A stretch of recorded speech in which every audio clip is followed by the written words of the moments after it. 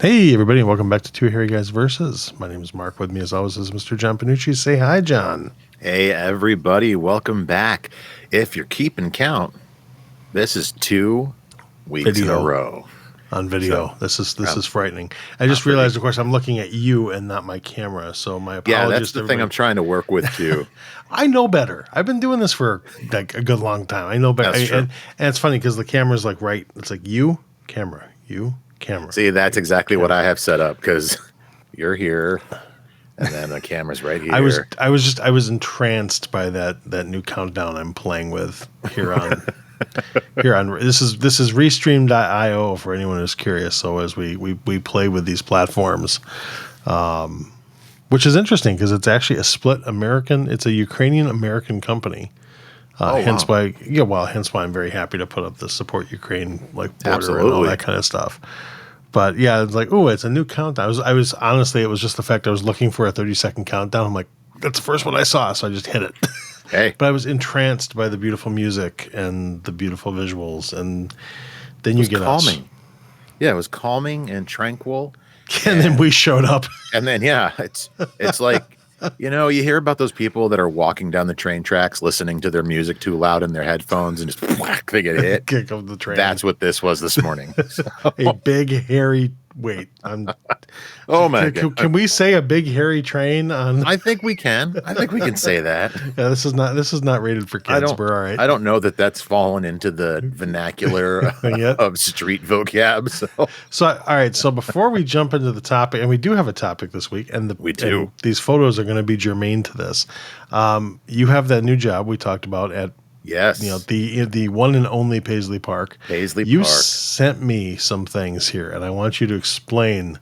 There's the first one. Okay, so this picture is in the NPG Jazz Lounge. And so that is the smaller of the two venues. NPG stands for New Power Generation. New Power Generation, yeah. And so that was the name of the backing band that he had, I think, maybe from Emancipation on, but I can't remember. So this isn't the big tour rehearsal space. No, this is just like a really intimate, like 200 people maybe. Okay. Seat venue. As a matter of fact, I'm working a show there tonight with what's the group? Collins and Barbarella. Okay. So Barbarella was a keyboard player for Prince for a long time, and Collins was managed by Prince. So they do some tributes and stuff. So they'll be up there. And actually, that piano that you see in the picture, just the end of it there. Collins, you're not talking like Bootsy Cotton. I'd have to look. Okay. Just curious. Yeah, I'll check. All right, so sorry, keep talking about. So the piano on the side there is actually hollowed out. It still has a steel frame for structure. Okay. But it's hollowed out, and there's a keyboard, digital keyboard, that's in place. And that was used for his microphone and a piano. Got it. Tour. So that's not to break the illusion, but you know who else has been using a hollowed out piano with a keyboard controller in it for years? Oh, tons of people. Billy Joel. Oh yeah, because the dude kills Yamahas on tour, and that's really. I think Elton's still going with the real piano, or was going with the real piano. But yeah, Billy Joel has been doing the whole hollowed out piano thing for a while. Yeah. So that's all right. So that's the first shot. Let me remove that, and you can have our beautiful faces. And then I'm going to and then I'm going to find the other. Here's the other. Okay. Okay. What are we looking at here? Okay, this is a really poor picture of a thing. Of a thing. This is a piano made by a company named Schimmel. Schimmel is well known for their piano manufacturing, but this particular piano was made for Prince. I think there's only 11 of them total in the world. And if you look in the background on just to the right of the piano, there's that blue Bentley. Yep, just to the left of that bicycle. That blue Bentley and that piano. This right here. Yep, cost exactly the same. Okay. Wow. Yeah. That is very unique. Yeah. And yeah, your wife's right. You need a different angle. I think it does look rather phallic when you look at it like this. Yeah, yeah. Yeah. I mean, which does kind of fit the Prince aesthetic. I mean, Years, yeah.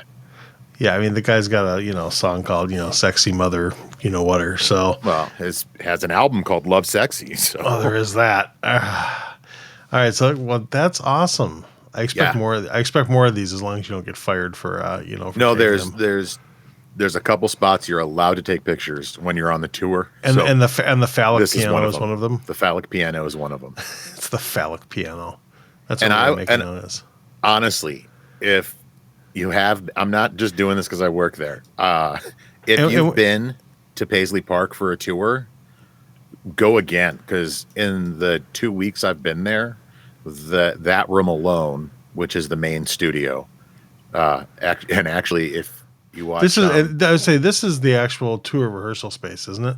Yeah, that's where they shot a lot of his music videos. So if you watch the Batman music video, you'll actually see the screen and stage that are in that room. Yeah, and this is, I think, where when Prince used to do the when he do the hell, hey, show up in a couple hours and we're going to have a show. Yeah, and think about it too is the building was built in '87, right? So back when he was doing that, there wasn't social media yet, right. So it was all word of mouth. So you would get there and you might end up having an intimate show in the NPG room, or you might end up having a rock out, kick ass live, melt your face off show in the main room. So nice. Yeah. That's very cool. Yeah. I don't have like cool work photos. I could show you my desk, and I have a whole, I have a stack of keyboard of I was just say keyboards, but we're talking music. So, I mean, I have those keyboards too. You do. I've got like computer keyboards. Those are not really cool. Some of them are. Well, when they light up and do flashy things, it's, nice gaming ones. Yeah. I'm one of those people who chooses their keyboard kind of based on their task. Oh, yeah. And it's like, I really need to find like a rack to store these, mainly because I think they're multiplying. I walk into my office and it's like, did I buy you or were you bred? You know what you need to do? You need to have a setup with your keyboards like you did with your keyboards. So you've got multiple plugged in at one time. Keyboards, and like my keyboards. Like your keyboards. So well, I've done that a couple times. I've had a couple different keyboards plugged in. Yeah. Mainly because I've got like one that's like the 60% thing that has like just like your alphabet and your numbers and no navigational keys. Sure. And I can never remember the shortcuts, so I've reached down and pulled another keyboard up that has arrow keys, plugged it into a different port just to use the arrow keys, and then put it back away. Anyways, back on the music side. So we try to do a topic, except for last week, but we try to do a topic. Last week was more of a reintroduction. Because we're entirely inconsistent. And for everything we've talked about, I went back and I looked at our previous episodes. I don't think we've talked about some of these, but I don't think we've actually done a show for both of us being musicians on our musical influences. I don't think we have. I know we've talked about like some favorite bands and stuff, but I don't think we've actually dug into like the meat of like where our styles and like our stuff is kind of based out of, where the roots are. Do we have a style? I guess Harry style. Anything that's not slap for me. I mean, I love slap bass. I just can't do it. For all those of you watching, I apologize for playing with my headphones. This is the first time I've worn my in-ears in over a year, so I'm reacting. It's an awkward feeling, isn't it? Yeah, I gotta readjust to it. Yeah, I have not. You'll note I have not put mine back in yet. They're sitting right off camera over here. I tried them in the other day. It's like, oh man, I gotta start wearing these again because it's like everything just got contracted in my ear. It's got to re-stretch again. Well, we all know that. Well, not everybody, but I have very large ear holes, so it's true. It's true. When we got I know we're off topic already, but when Mark and I got our ear molds done, because we got our ear. And we went together. We went together for this. We went together. There's pictures. We'll find them. Oh gosh, I forgot about that. Like me with the mouthpiece, with the foam piece in our mouth. Yeah. So we got our in-ears at the same time. A great local company in Minnesota called All Claire. Highly recommend them. And have a Black Friday sale running right now. Actually, yes, they do. Shout out. ALC. We are not sponsored. We are not sponsored in any way, but we love highly them. recommend them. And so other people on our worship team at the church we were at started getting them, and we started comparing the molds of our in-ears, and it turns out that like I have ginormous ear canals. You have massive ear canals, like ridiculous. And there was some people on the team who like I couldn't believe they could actually hear because the canal was so small. Tiny how does ears. anything get in there? Anywho, yeah. How times have changed. We are not playing any church music these days. Oh God, no! Literally, no pun intended. So how old were you when you started? I mean, what's your earliest musical like memory? When did you start playing? What got you going in the first place? Well, I started Fisher Price Records. Hey, I loved that thing. No, I had my dad was a pastor. I think I've talked about that before, and I was raised in church, and so I was singing on stage from the age of 4. So singing, I can remember a handful of songs that I sang. Gentle Breeze was one of them. There was a couple off. Okay, for anybody that was raised some Christian areas, there was a thing called, what is it? Music Machine. And it was a Christian children's record. And so the whole premise is that, whatever you want to sing about, you put something in the machine and a song comes out. That's how the lyrics actually went. It was, yeah. Anywho, there was at least 3 songs from that album that I remember were like the first songs I sang. I sang Gentle Breeze, I Am a Promise, and there was another one about patience. And I could sing Jesus Loves Me in Italian because we had a very Italian congregation. So that's my early. I remember getting like 5s from the old grandmas and the church when I would sing Jesus Loves Me in Italian. So I was raised Midwestern Lutheran, so it's like all these songs. I'm just like, huh? Most people are gonna be. We had hymnals. Yeah, it was a very. I sang in a choir. It was very angelic. Market. Yeah, for some reason I'm picturing you as like the young Homer Simpson. Ever see the episode where Homer sings in the choir? He's got this, and Grandpa Simpson's, my boy's got the voice of an angel. I'm going to make a fortune, and then his voice changes in the middle of All Holy Night. You see, Grandpa, damn it! Yeah, I sang in church choir. I mean, and we were, the traditional, traditional Midwestern Lutheran church choir. So nothing that would have been on a record. Maybe some things on wax cylinders. And I did that. I mean, but can't do that when I'm taking a sip of hot tea, man. That was. but everybody sang in the choir. Like it's like you were of a certain age, you sang in the choir. And I had a great voice, and then my voice like changed around somewhere around like 4th grade. Yeah. I was a young puberty person. So by the time we hit, I think we started our sex ed in like 5th grade, and they're going through, this is what your body's going to go through. And I'm in the back of the room going, what are you talking about? Yeah. You were there already. Yeah, it's like, your voice is going to drop. I'm like, really? My voice? Really? Yeah, of course. Actually, in 5th grade, it was more like, really? My voice is going to drop? And I'm, yeah. Yeah. I mean, Scooby-Doo is like, oh, you sound sexy. I hit more. I hit a little bit more within the normal range. Because what was it? 8th grade, I had the highest and the lowest voice in the choir. Oh, boy dear. And girl. 9th grade, no, by 10th grade, I was within an octave of the lowest note on the piano for my bass range. I still had a good tenor range, but I couldn't do the alto stuff anymore.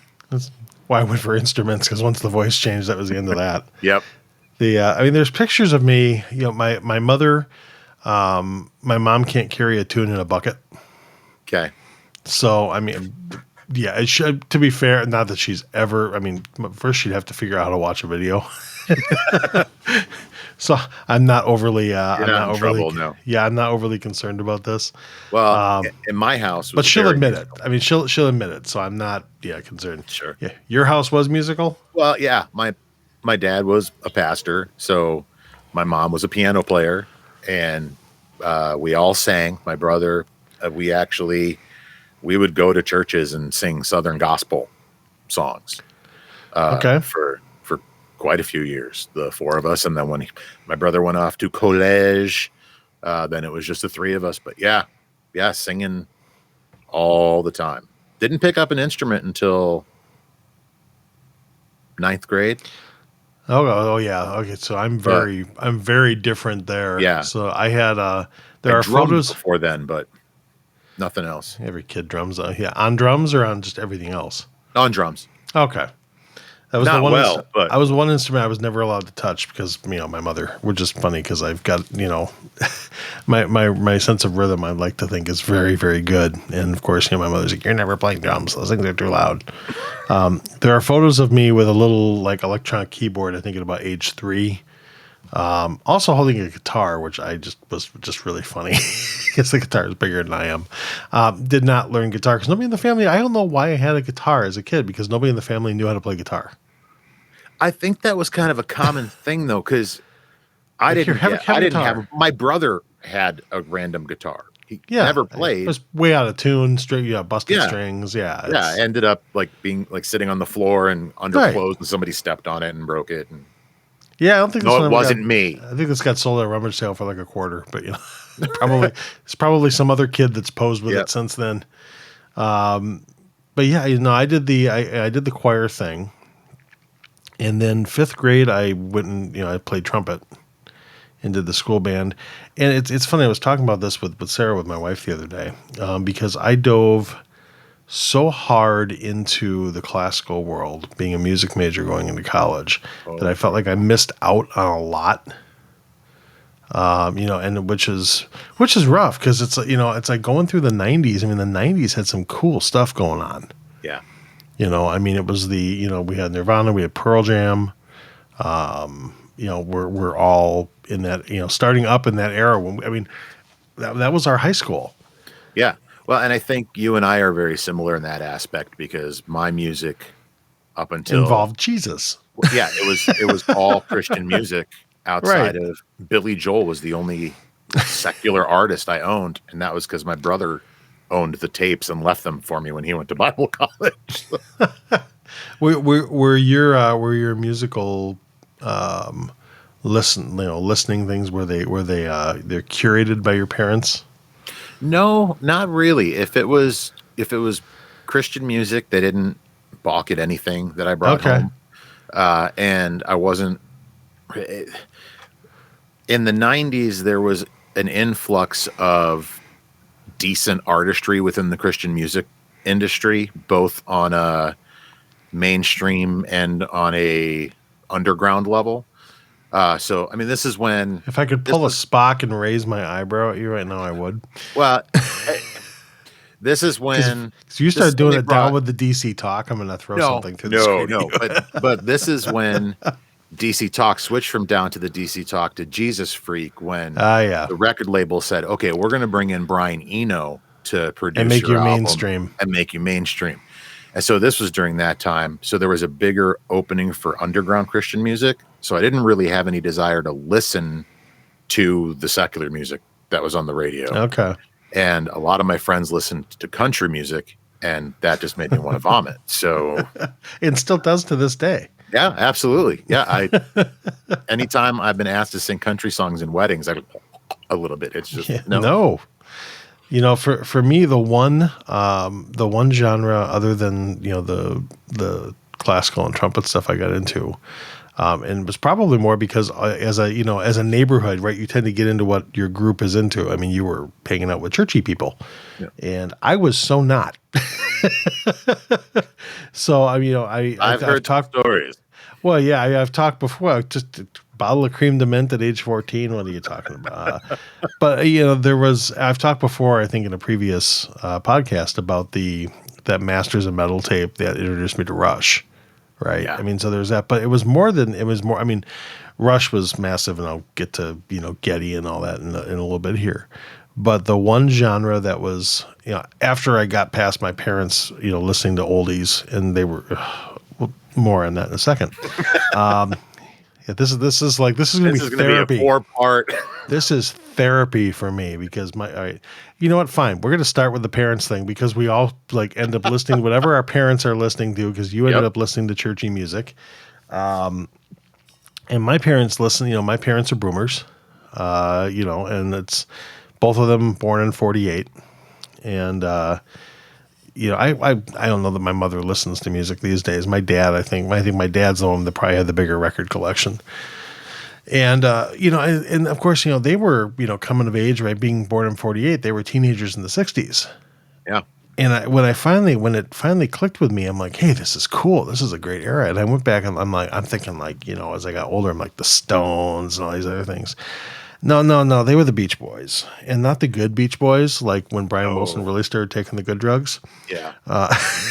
It was that's when he switched from weed to LSD, and yeah, it was the Surf and Safari level Beach Boys, where it's like, oh my gosh, this is, and there were Stones albums, but it was like the early Stones before the Stones became the Stones.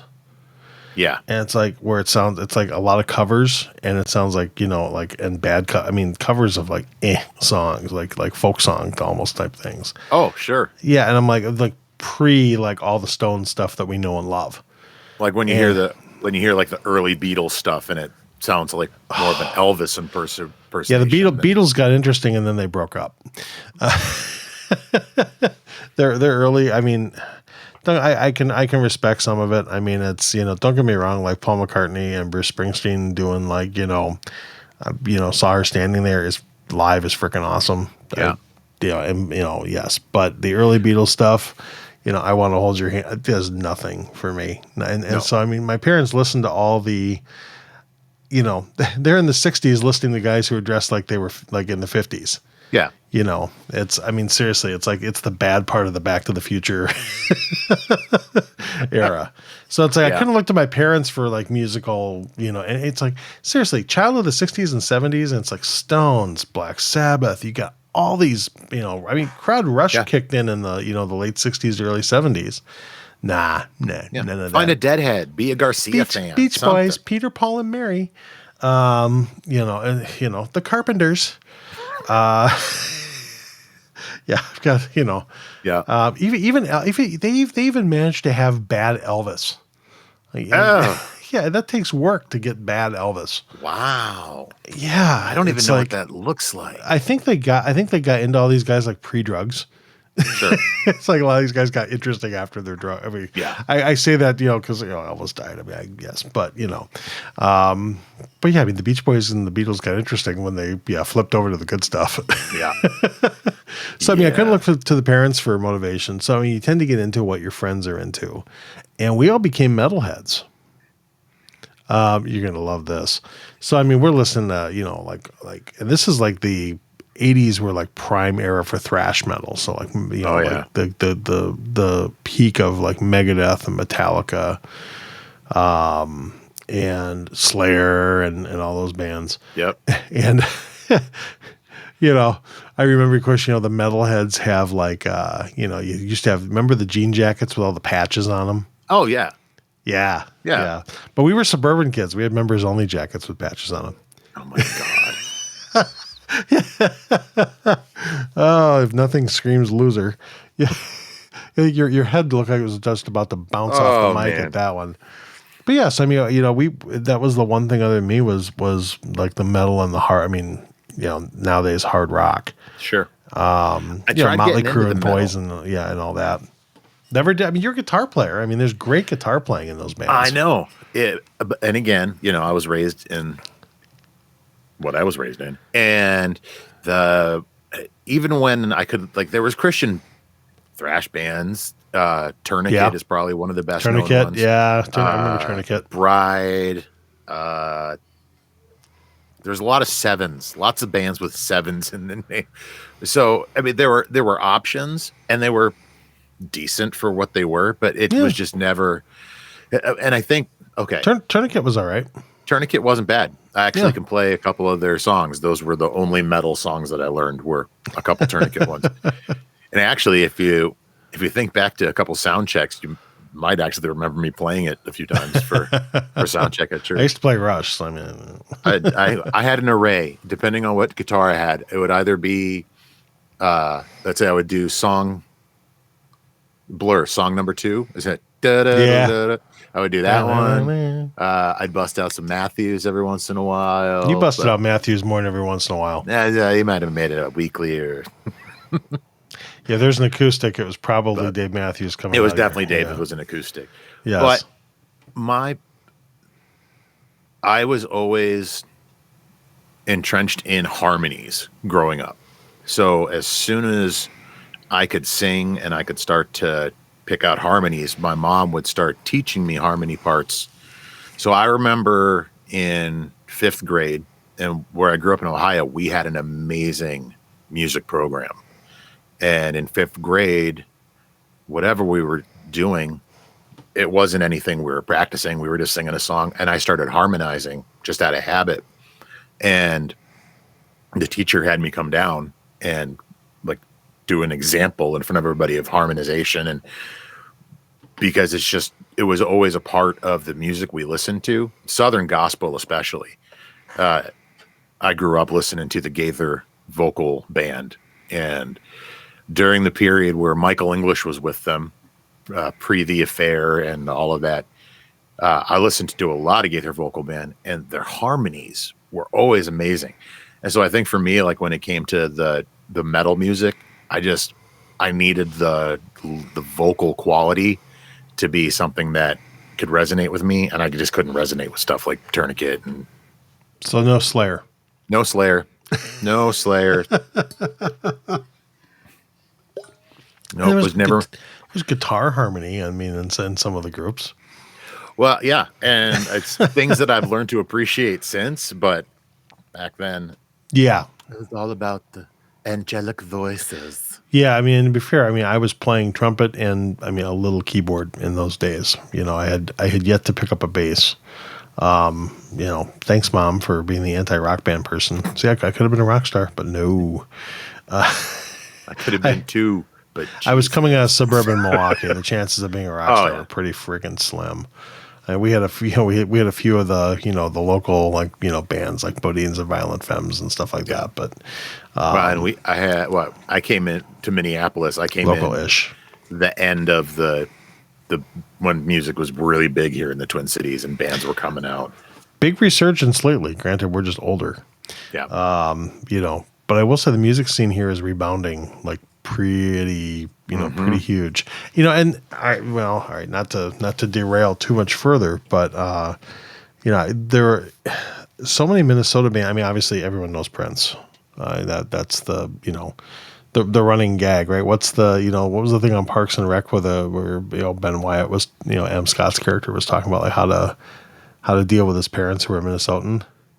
It's like I don't remember that one. What was it like? Something like, what was it like? Hockey, Vikings, and after a couple drinks, throw on the Prince album or something like that. Sounds about right. Yeah, it was like, or something was like hockey, avoid the Packers, or something like that. And after a couple drinks, throw on a Prince album.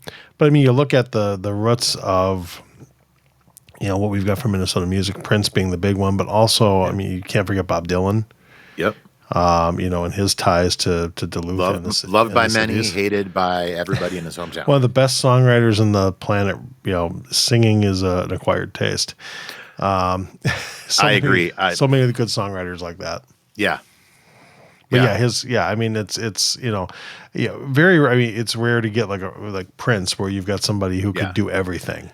I mean, who's like, I'm gonna go write a hit album, and by the way, I've written like this hit song, and I'm gonna give it to your band. Oh yeah, which he did all the time. Like, it's like here, like, hey, the Bangles. I really like you guys. Have Manic Monday. Yeah. Right? Yeah, and by the way, I'm going to just do it very quietly. Yeah. So Well, the rest of the planet doesn't entirely know what's going on. And we had so many one-hit wonders come out of Minnesota. We had Marcy's Playground with Sex and Candy. And actually, my wife and I slow danced in the actual playground that they named themselves after because it was by her apartment where she went to the U. Closing Time. Oh, Semisonic. Yeah, they had a few others, but that was the big one. That was their big one. But I mean, yeah, they had a couple others. Soul Asylum's probably the next biggest. Yep. One of the next Owl City for the pop files out there. Yeah. Do you ever? Funky Town came out of Minneapolis. Okay. The female vocal on Funky Town. It does fit the the sound.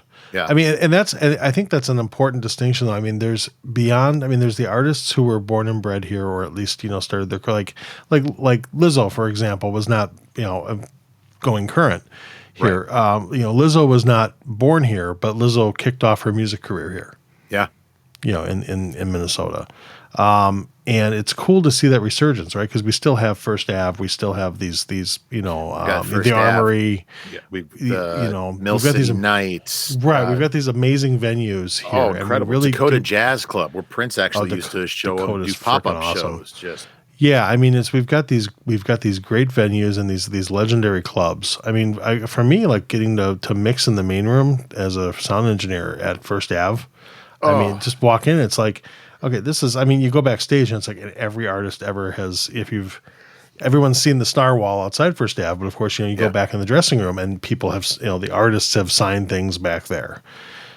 The walls and all that. And it's just, just the history of the space. I'm just, I walked up to the council. I'm like, okay, this is like a high, I've mixed much bigger shows than that in terms of people, but that's just like a highlight for me. Oh, absolutely. Because I'm like, dude, this is like legendary level venue right here. And you can't walk into that room without thinking of like Purple Rain and all the other like history. Oh, absolutely. You can't think. You can't, if you've got any sense of music history, you can't walk in there and not think of that stuff. But you've also got the Jimmy Jam and Terry Lewis, area, the Flight Time studio, and that was in Edina. That is. Then became, I think I don't know what they're actually not even a school anymore. They after Jimmy Jam, Terry Lewis left Minnesota and kind of did. I think they went to L.A. But after Flight Time was no longer Flight Time, it became a recording studio, like a recording school. Sorry, and now I think even that went bankrupt, and shut down, which is sad. Because it was so cool. It's like it's this major studio where like so many hits, like massive hits for like Janet Jackson and all that were recorded, and it's just in a little commercial office park area of Edina, like over by Southdale, not too far from Southdale Mall. And of course, no signage or anything like that, right? Nope. You've got no clue unless you knew what building it was. Yeah, you got no idea. Paisey Park is almost the same way. Oh, I don't know. The big frickin' roof thing is but it's at night especially. But it's off the beaten path over in Chanhassen. It's not. You kind of got to know where it is. Yeah, and it's not like there's like back in the day. It's not like there was signage everywhere. No. Flight Time was really nondescript because it looked like literally just another like warehouse building. Yeah. No signage. You just had to know. I remember the first time I went when Flight Time was still in operation. I went there for Audio Technica. Had a invite only road show there, and I got invited, and went with a guy out of La Crosse I've been doing some sound stuff with because he was an AT dealer, and I was like, okay, where's this place? And we're like checking building numbers. We're expecting like some like Capitol Records type of a thing, and no, it's just this nondescript brick building. Yeah. But there was so much that came out of the Minneapolis sound with those guys. With Jimmy Jam, Terry Lewis, and then, and then everything kind of seemed to recede for a while, but now it's coming back. What made me think of this, and since we're speaking of, and this is going to tie us back to our actual topic of musical influences. Do you ever watch Rick Beato on YouTube? No. Okay, so first off, if you don't watch Rick Beato, and I'm talking to you and everybody else, if you don't watch Rick Beato, you need to watch Rick Beato. Just an amazing channel that he's got going. great musician, but I mean, just and formerly trained musician too. He's got much more academic and real world creds than he ever puts out there. Cool. But was doing the record producing thing, for decades, including like from the '90s through very recently. And I mean, he's worked on some amazing albums and with some amazing artists and ones that you'd very much recognize. And Rick's got a great channel where he's got some of the best interviews I've ever seen in the music industry. He's got one with Sting that is just one of my favorite YouTube videos of all time. Okay. Anyway, but where I'm going with this in the tie-in is that he tends to talk through a lot of like what makes he started out with what makes this song great, and he would cover Yep. So you may have seen some of his like what makes this song. As a matter of fact, you sent me one of the Tears for Fears songs. Yes, and he like dissects the song, takes it apart in terms of rhythm and theory, so cool. and all that. But he did one like a few days ago from the us recording this video here, a few days ago on the band Low, which was out of Duluth. Oh, okay. And so because of some of the groups I'm into, it's like I was aware of most of Low's catalog, had listened to a lot of it. They weren't a constant listen on my list, but it was one of those where it's like when I was in the mood, it's like it was absolutely perfect, and I really enjoyed their music. And so but the core of Low was a married couple. And so Mimi Parker, one of the two people, actually just recently passed of cancer. And she, for the last couple of years has been, pretty heavily documenting her, she was documenting her fight with cancer and a bit on social media, and but it was still recording and, kind of in the context of her still continuing to create. And so passed away very recently. Yeah. And so Rick did a video on the influence of, because they were, I think slowcore would be the genre. I mean, if you're into any shoegaze or any of those types of genres, you've probably heard of them. And so I think slowcore is their official whatever, but it's very atmospheric.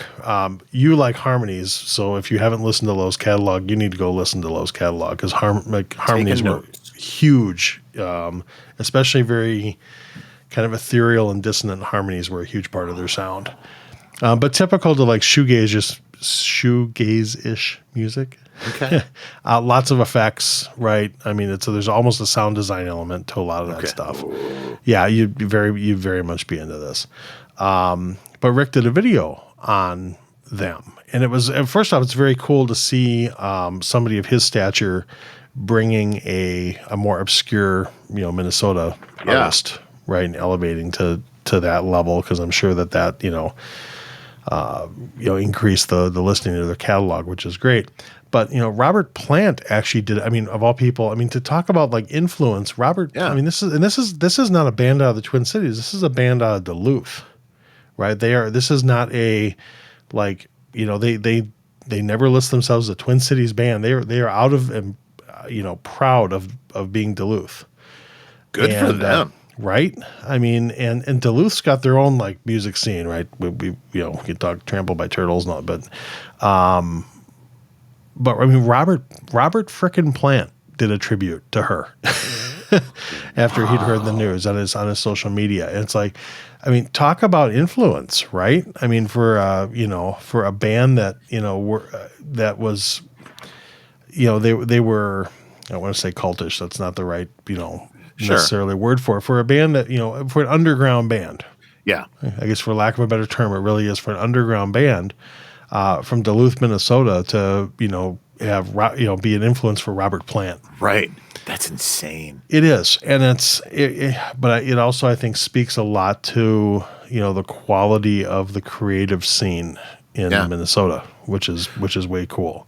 Absolutely. And there was a Christian band that I listened to a lot, and I would say musically they were probably the most influential on me in high school because that's when I started playing guitar. And although when it came to bass guitar, the first song I ever played was Weird Al's "Fat." That was the first song I ever learned on bass. Which, let's be honest, Michael Jackson's bad. And then I wasn't allowed to listen to Michael Jackson, but I could listen to Weird Al. And even that was a bit of a stretch for my parents. I don't even know what I was saying now. So the video for Smooth Criminal was not something that was going to be in. Okay. Oh no, no, not at all, and definitely not the Alien Ant Farm version either. So. Yeah, which actually might be a little less. Yeah. They were just your typical new metal band. Still a fun video though. Oh yes, yeah. No, what was I talking about?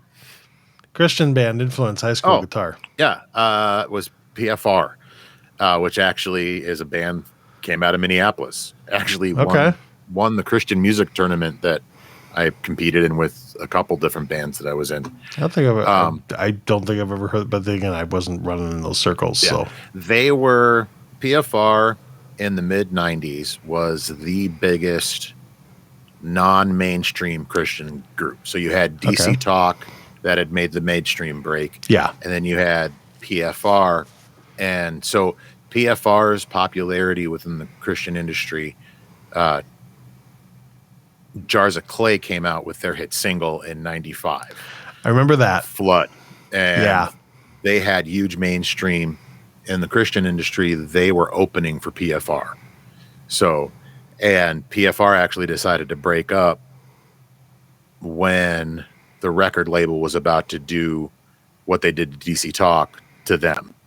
And the guys... Did they break up because they were about to be changed to the mainstream, or was it... It wasn't because of the mainstream change. It was because of the demand that it was going to make. The pressure. Like the lead singer married. He was the oldest guy in the group, married, kids. The drummer had just married recently. Lee Nash from Sixpence None the Richer. They were married. So they just decided, we're not going to do that. So they did one more album and then a tribute album, basically. And they disappeared. So, but that was kind of my big musical influence. And again, came from Minneapolis. So I don't know if that was a subconscious thing that got me here or if it was just because it was the farthest my parents would let me go. But so that, but even that group had that Minneapolis pop sound. There's that pop sensibility to anything that comes out of the Minneapolis area. Yeah, it's a very distinctive. You go back and listen to Janet Jackson in that era.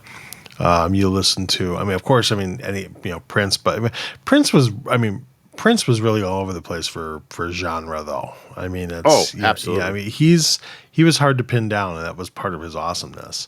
Yeah. But you listen to The Time, right? The Time were like the classic early Jimmy Jam, Terry Lewis ish, that whole, Prince, Jimmy Jam, Terry, and all them together. That really kind of was the basis of the Minneapolis sound. I think there was like, especially the early Time stuff. You go back and listen to like Jungle Love and stuff like that, and there's a definite tone to the Minneapolis sound from that era. Oh, absolutely. For me, it's no secret for bass. it was Rush. For me, Lee. It was Geddy. I think I've told the story on here of my first one. I decided to go rent a bass and learn to play. Well, the first time I rented a right-handed bass, and that was a big mistake because Were you going to try to Hendrix it? Was that what you were going to do? No, I tried playing. I've tried playing right-handed instruments a couple times because it's like being a lefty. And I golf right-handed, but that's about it. Not that I've played golf for about 10 years now, but I played as a kid. Anyways, I figured, maybe I'll learn. It would be it's a lot easier to find instruments if you're right-handed. Right, for guitar. It's a lot easier to find everything if you're right-handed. Truthful. So I think I'll give it a try.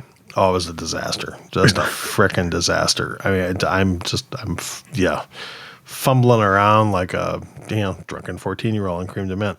It was a bad, terrible experience. I'm an artist. Pretty much. Yeah, it was a good imitation of me at that age, actually. So I went and finally I got a lefty bass. And it was a PV, and I'm like, okay, hey, I'm going to, and I figure I'm going to learn to play some Rush. Yeah, how hard can it be? Oh my God. So after a massive slice or 5 of humble pie, and a trip back. Okay, I'm going to learn to play some Creedence Clearwater Revival, I'm going to learn to play bad, and eventually work my way back to Rush.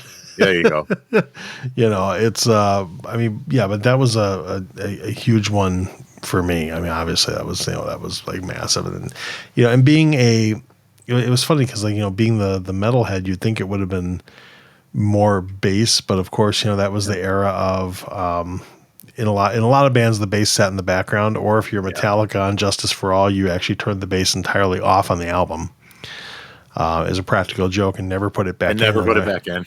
Right. Despite the fact Jason Newsted was and is an amazing bass player. Oh yeah.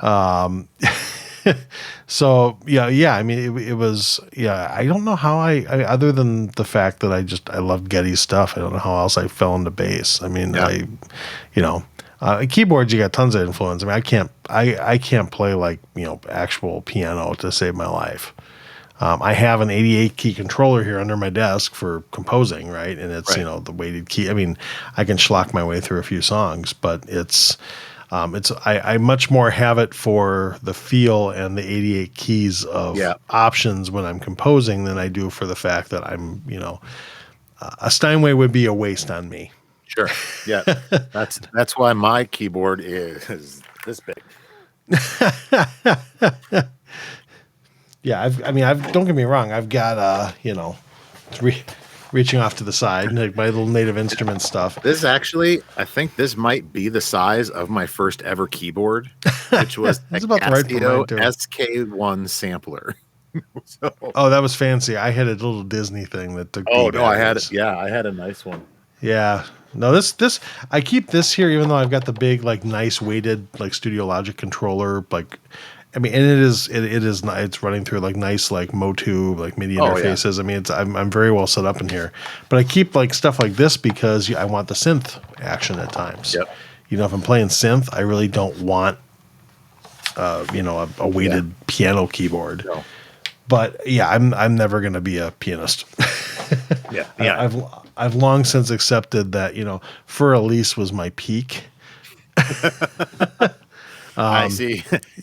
Yeah, for Elise, I could only do the right hand for Elise. I could never get the left hand. I did it for a school talent show, and that was the peak of my piano playing ability. I thought it was so absolutely amazing.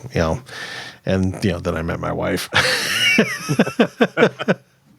It was like, I'll just do Pinball Wizard and play some Rachmaninoff for fun. I'm sure in listening to this, she's going to be rolling her eyes at me because she's like most of us, horribly out of practice. Right. I liked the your laughing emojis back when I said to cut me some slack on that recording because it was rough, dude. You have I tried to get that bass line down 10, 15 times for a scratch recording. And I finally was just like, F it. Just send it like it is. Nice. I've pulled off a few nice ones recently. I did a film composing class about 8 months ago, something like that, and pulled off a couple nice little bass lines for things like that.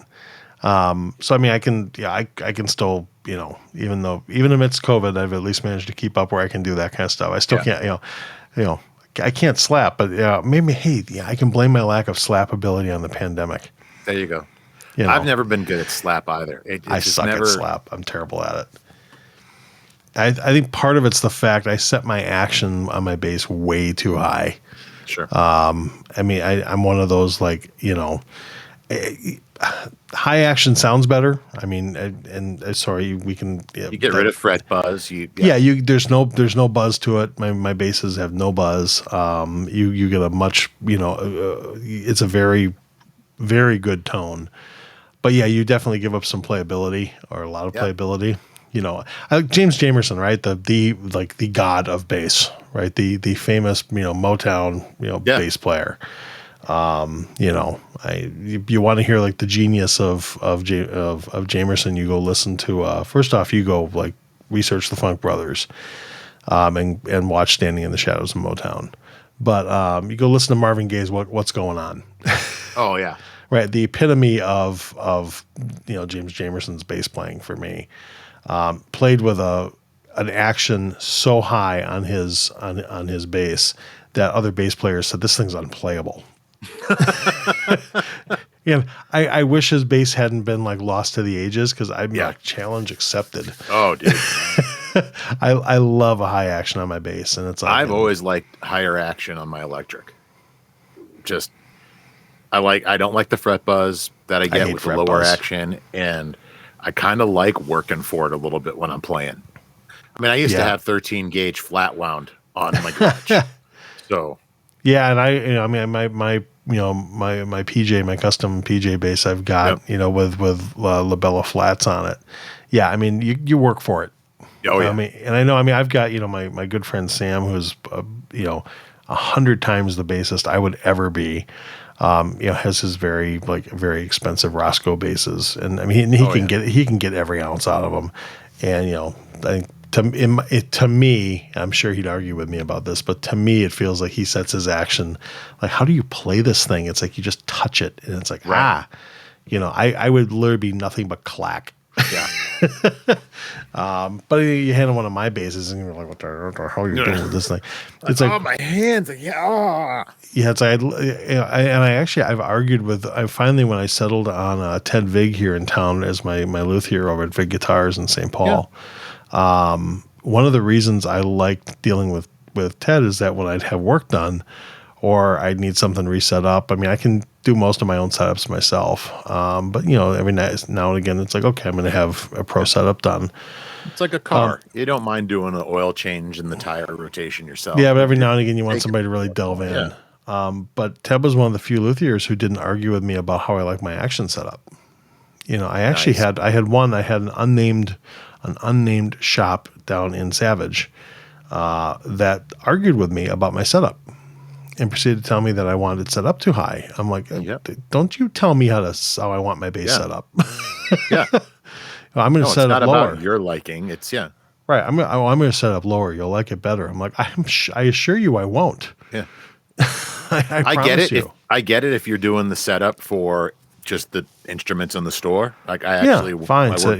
I'm friends with a guy who worked with Schmidt Music for years, and that was one of his jobs. So he would set them up for himself. But if I bring my guitar into you, that's one thing I really respected about when I could get Dave Roussan to do work on my guitars, is he does it to your specifications and your specifications only.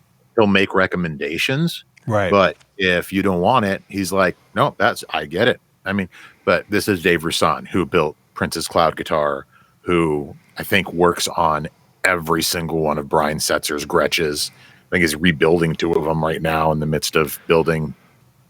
They're not Cloud guitars now; they're Roussan something. Right? Yeah.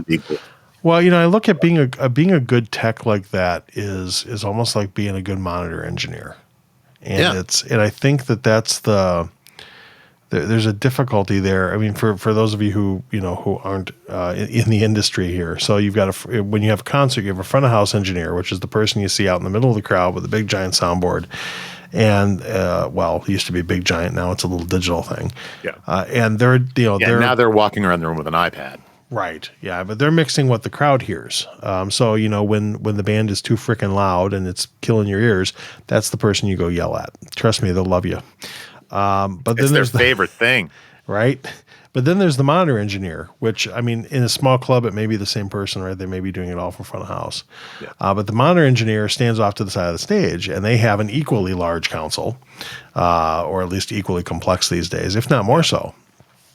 And they are controlling what every member of the band is hearing in either their wedges or their in-ears more commonly these days. Yeah. Or a combination of both, depending on. Right. Yeah, depending on the group. And it's funny because front of house is a very artistic job. Yeah. Right, because you are putting together, I mean, you're taking the raw instruments. Very subjective. Yes, a highly subjective job. Monitor engineer is subjective, but not to your subjectiveness. It's subjective to what the musician wants. Yep. And if that musician wants their head taken off with screaming, piercing vocals or something, it's your job to give that to them. Yep. And and that's part of I always tell people, it's like, well, you want the flash, go be the front of house engineer. And I've done both.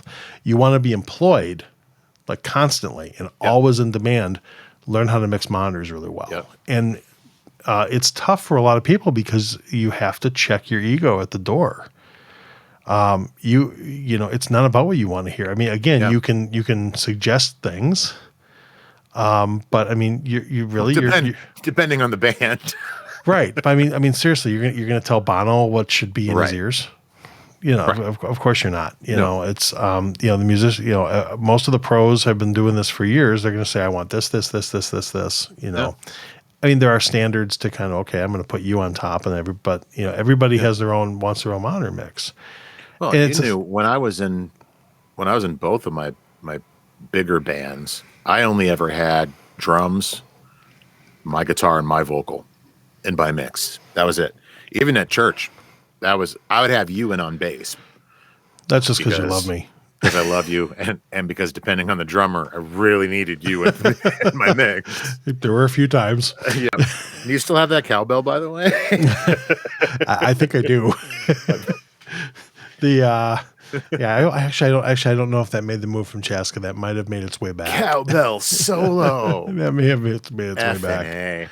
But yeah, I mean, and I'm the opposite. I'm a monitor engineer's like worst nightmare because I want. I want like a solid mix. I want kick and snare at relatively healthy volumes, especially on the kick. I want my bass somewhere just shy of nuclear detonation. Yep. If I'm singing, God help the crowd, I need that in there. And I want, I want lead vocal. Guitars I don't care entirely so much about. Like lead guitar, it depends on the band. Like if it's like you and me playing in a trio type situation, of course I want your guitar. Yeah, and I want it at healthy volume. If I'm playing in a larger band that's got like 2 or 3 guitar players, I will take the lead guitarist at a low volume just so I can figure out where the hell they are in the solo, and then I want the rhythm guitars. And I want keys, and it's like just give me the kitchen sink with myself on top. And I'm annoying. I'm highly annoying to monitor engineers and that's one of the things I liked about switching to ears because like I said, I like my bass at nuclear levels. Yeah. I remember one of the other bassists at the church one time accidentally queued up my monitor mix when it was stored. Yep. And there was I was going to say a borderline, but I think it was a full yelp of pain. There was. At the level that my bass and the kick were set at.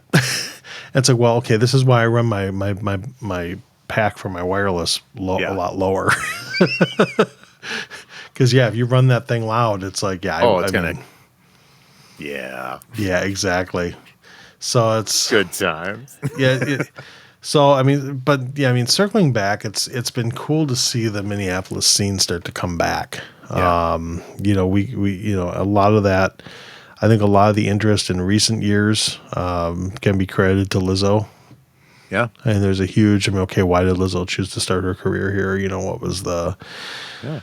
And of course, like anything, there's multiple factors. But I mean, it's neat to see Minneapolis come back as a a bit more of a music hub. I'm seeing constant shows. And it's cool to kind of see some of these and think, okay, what's going to be the next influence? Yeah.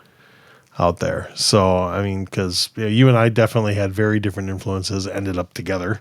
Yeah. Who knew? Yeah, right. And eventually I'm sure we have another project cooking. Yep. Amidst everything else in our copious amounts of free time. Yeah. We got spare time coming out the wazoo. Yeah. But more on that later. Yeah. Absolutely. Well, so our musical influence has really turned more into a Minnesota music love fest. But that's okay. We're allowed. That's okay. We are because we love our state. Yeah. It's a pretty effing cool place. We like it here. And most of the music that comes out of here. Yes. Not all of it, but So they've got all sorts of any place. So they've got all sorts of places here to like and subscribe. Right. We, YouTube, and of course, and we are back if you're subscribed on the podcast side, we are back and putting these on audio. but we have the YouTube channel.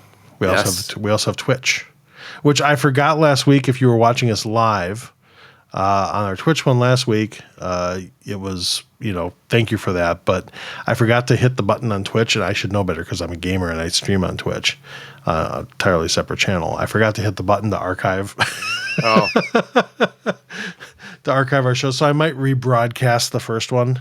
Okay. To our Twitch channel on there. But anyways, and we are still on Twitter, at least for the moment. Yep. Along with the rest of the play. Along with the rest of the muskiness to see what happens.